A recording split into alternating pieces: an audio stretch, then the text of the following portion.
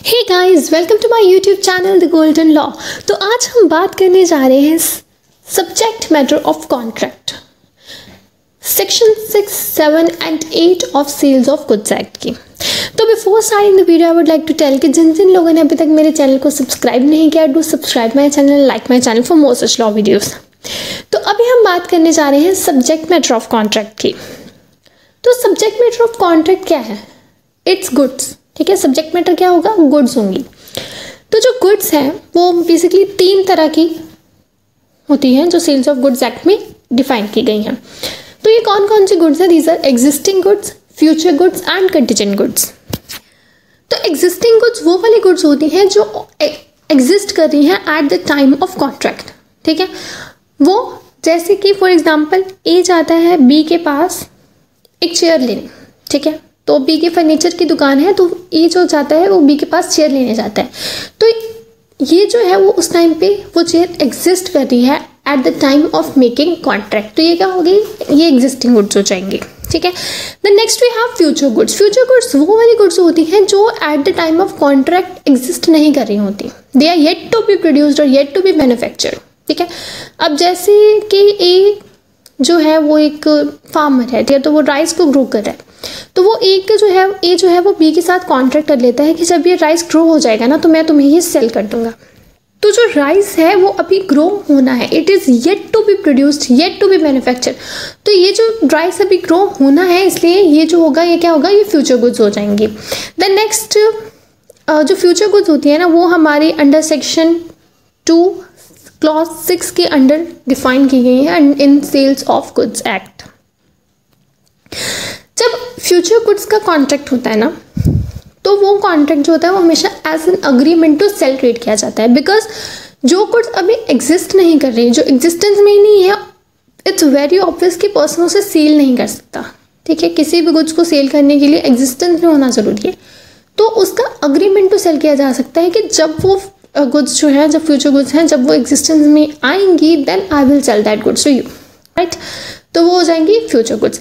Then next we have contingent goods. जो contingent goods होती है ना ये फ्यूचर गुड्स होती हैं plus it will depend on contingency.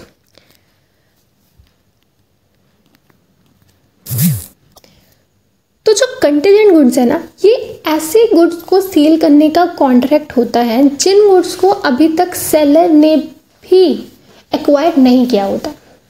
तो ये गुड्स को जो है सेलर इसकी एक्विजिशन जो है वो डिपेंड करती है ऑन सम कंटीजेंसी जो हो भी सकती है और नहीं भी हो सकती है, विच मे और मे नॉट हैपन। तो ये ऐसे गुड्स होते हैं जो अभी सेलर के पास भी नहीं होते हैं, ये फ्यूचर गुड्स होते हैं प्लस ये जो होते हैं इनकी कंटीजेंसी डिपेंड करती है। ये जो है वो सेलर एक्वायर कर भी सकता है, सेलर के पास आ भी सकती है और सेलर के पास नहीं भी आ सकते हैं। फॉर एग्जाम्पल ए कहता है कि मैं तुम्हें ये कार जो है वो सेल कर दूंगा प्रोवाइडेड कि ये कार जो है वो सी में सेल करती है। तो इट मीन्स कि अभी वो गाड़ी ए की भी नहीं है। ठीक है, तो जब ए की वो गाड़ी हो जाएगी, जब सी उसे सेल करेगा तो फिर वो ए जो है वो बी को वो गाड़ी सेल कर देगा।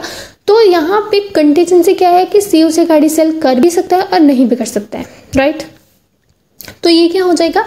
ये हमारे कंटीजेंट गुड्स हो जाएंगे।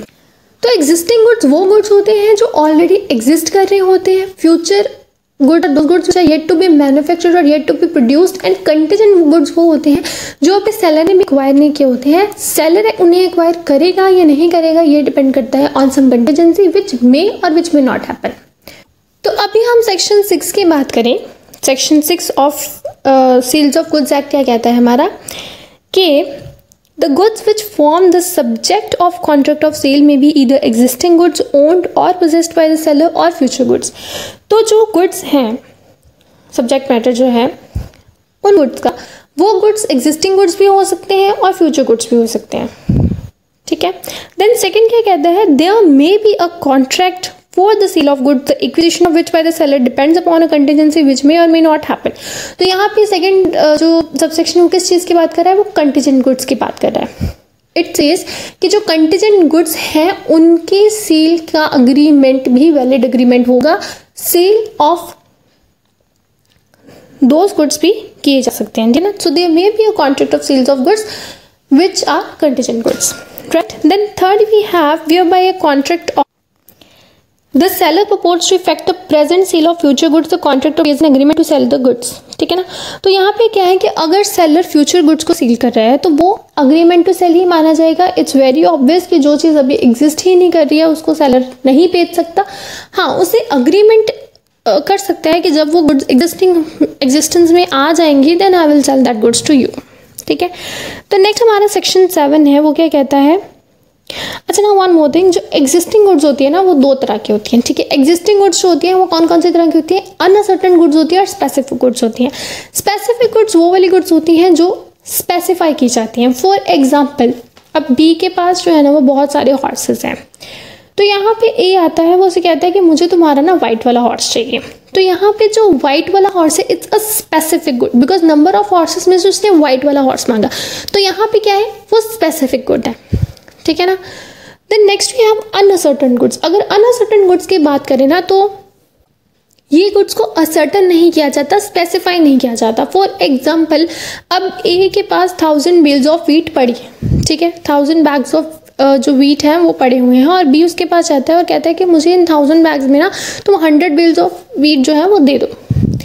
तो यहाँ पे उसने जस्ट कह दिया कि इन 1000 में से मुझे कोई 100 दे दो। यहाँ पे कुछ स्पेसिफाई नहीं किया गया कि मुझे ये और ये बैग जो है वो चाहिए, ठीक है। तो दीज आर अनअसर्टेन गुड्स, ठीक है। देन अगर हम सेक्शन 7 देखें तो ये कहता है goods perishing before making a contract. तो सेक्शन 7 हमारा कहता है that where there is a contract for the sale of specific goods the contract is void if goods without the knowledge of the seller have at the time when the contract was made perish or become so damaged is no longer to answer to their description। तो यहाँ पे अगर contract होने से पहले ही अगर specific goods का contract हुआ है और कॉन्ट्रैक्ट होने से पहले ही वो गुड्स पैरिश हो चुकी हैं, डिस्ट्रॉय हो चुकी हैं, ख़राब हो चुकी हैं, और eight the time of contract seller को भी नहीं पता था कि वो गुड्स पैरिश और ख़राब हो चुकी हैं, तो सच कॉन्ट्रैक्ट विल बिकम void। हम उसी एग्जाम्पल को लेके चलते हैं। तो इसमें जिसमें वाइट हॉर्स, तो अभी जो ए था उसने उससे वाइट हॉर्स मांगा था बी से, ठीक है। तो उसके पास नंबर ऑफ हॉर्सेस थे, उसने वाइट हॉर्स मांगा था। तो अब वाइल मेकिंग कॉन्ट्रैक्ट अगर सेलर को यानी कि बी को भी नहीं पता था कि उसका जो हॉर्स है वो मर गया, कॉन्ट्रैक्ट होने से पहले उसका हॉर्स जो मर जाता है, और बी को भी हमें नहीं पता कि उसका जो हॉर्स था वो मर गया, तो ये कॉन्ट्रैक्ट क्या हो जाएगा, ये वॉइड कॉन्ट्रैक्ट हो जाएगा, बिकॉज सब्जेक्ट मैटर ही नहीं था उस टाइम पे जिस टाइम पे जो कॉन्ट्रैक्ट था वो हो रहा था। तो जब सब्जेक्ट मैटर ही एग्जिस्ट नहीं करता तो कॉन्ट्रैक्ट में एग्जिस्ट नहीं करेगा। सेक्शन 8 नाउ अगर हम देखें तो सेक्शन 8 क्या कहती है that goods perishing before sale but after agreement to sale. अब अगर यहाँ पे ऐसे गुड्स हैं, ठीक है, जो कि सेल से पहले पैरिश हो गए हैं but after agreement to cell.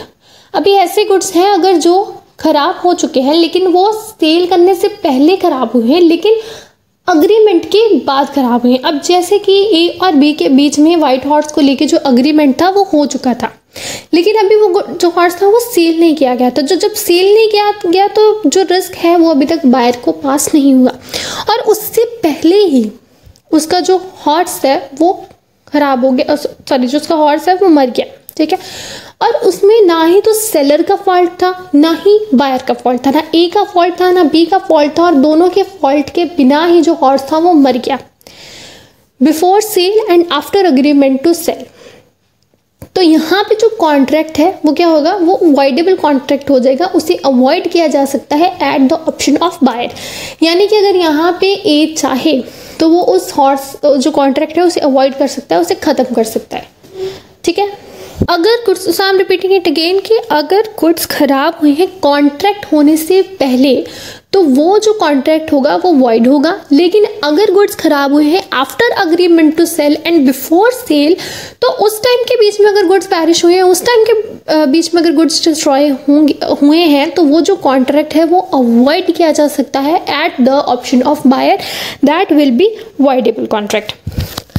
So this was our concept of section 6, 7 and 8 and of goods. अगर आपको हमारी वीडियो अच्छी लगी हो then do like my video, and sales of goods act पे हमने ऑलरेडी वीडियो बनाई है, उसका लिंक मैंने डिस्क्रिप्शन में दिया है, you can check it out there. And for more such law videos, do subscribe my channel. Thank you guys.